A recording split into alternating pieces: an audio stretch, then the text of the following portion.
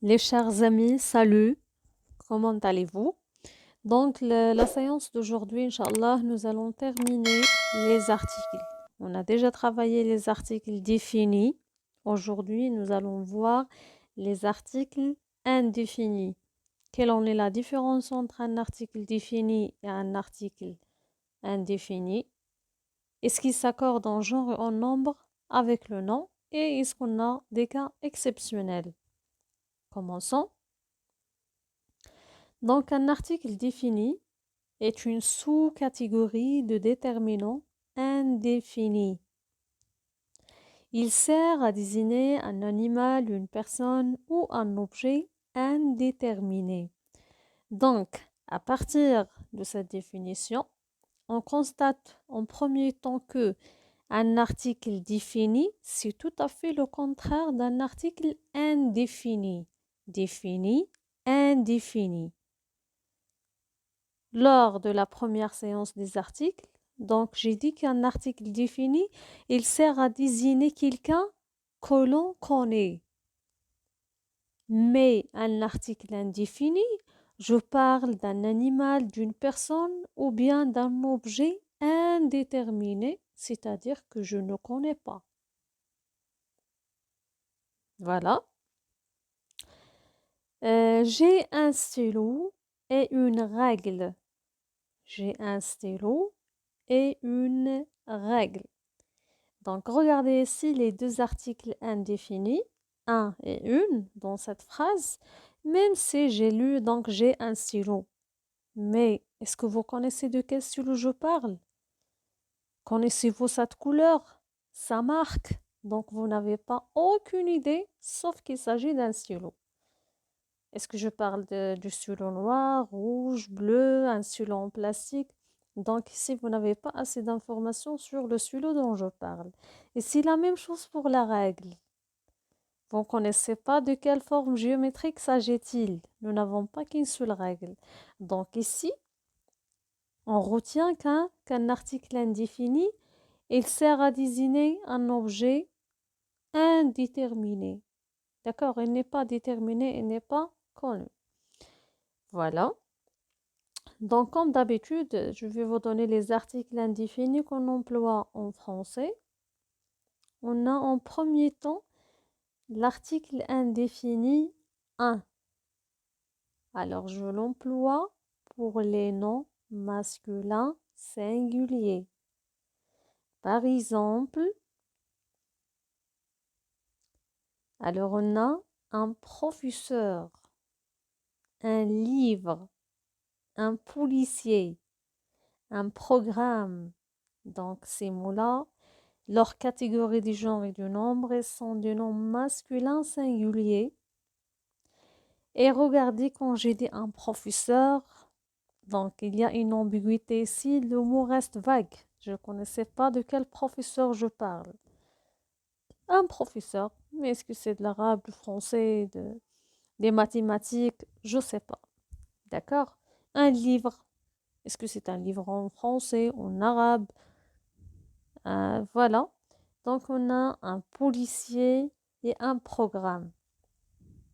Donc, après avoir ajouté les articles indéfinis, j'arrive pas à déterminer cette chose, cet objet, cet animal ou bien cette personne dont je parle.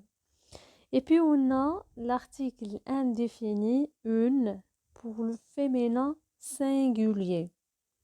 Regardez, une porte. Alors, je parle de quelle porte? La porte de la classe, la porte de la maison, la porte de la mosquée, de l'hôpital? Je ne sais pas. Une technique. Quelle technique? Une sonnerie, une famille. Donc, ici, toujours ils sont indéterminés. Et puis, on a donc des. D'accord? Alors, le pluriel, qu'il soit féminin ou masculin. Comme vous aurez un exercice et vous êtes chargé donc de compléter par les pronoms ou bien pardon par les articles indéfinis que convient et il s'agit d'un pluriel, mettez tout simplement des. même s'il est féminin ou masculin. Par exemple, des gens, des articles, des mamans, des chats. Voilà, c'est ça notre leçon d'aujourd'hui. Donc, j'ai une remarque à laquelle vous devez faire attention. Des à la forme négative. Qu'est-ce que ça veut dire la forme négative?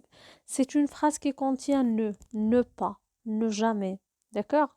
Alors, à la forme négative ou devant un adjectif qualificatif. On a déjà travaillé les adjectifs qualificatifs, épithètes et attributs. Au pluriel, placé devant le nom, devient de ou des apostrophes devant une voyelle.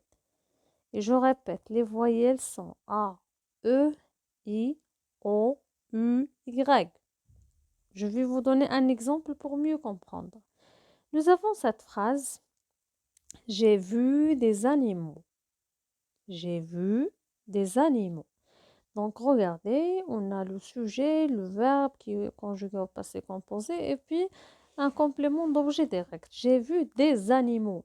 Cette phrase-là, on l'appelle une phrase affirmative. Pourquoi? Il ne contient pas ne pas. Regardez devant la flèche, je n'ai pas vu d'animaux. On a ne et pas. Donc cette phrase, je l'appelle une phrase négative. Revenons, nous avons ici j'ai vu des animaux. Normalement, on a des parce que les animaux, c'est pluriel. Donc l'article indéfini qui convient, c'est des. Je ne peux pas dire j'ai vu un animal ou bien une animal. Non, on a le pluriel, je dirais j'ai vu des animaux. Mais quand je transforme cette phrase affirmative à une phrase négative, elle devient je n'ai pas vu, je vais écrire d'animaux. Pourquoi? Parce qu'on a ici, le mot commence par la voyelle A. Je n'ai pas vu d'animaux. Nous avons le deuxième exemple, c'est la même chose, on a elle a des robes. Elle a des robes. Et ici, on a écrit elle n'a pas de robe. C'est toujours la forme négative. D'accord? Voilà. Puis, donc c'est presque le même, ou bien ce n'est pas presque, c'est le même exercice que vous avez travaillé lors des articles définis. Donc maintenant, essayez de compléter par l'article indéfini que convient. Un, une, des. Un pour le masculin singulier, une féminin singulier et des pour le pluriel, qu'elle soit féminin ou masculin. Les mêmes mots de l'exercice dernier: jardin, garçon, salon, chambre, écran, salade, maths, maison, vidéo. À la prochaine. Au revoir.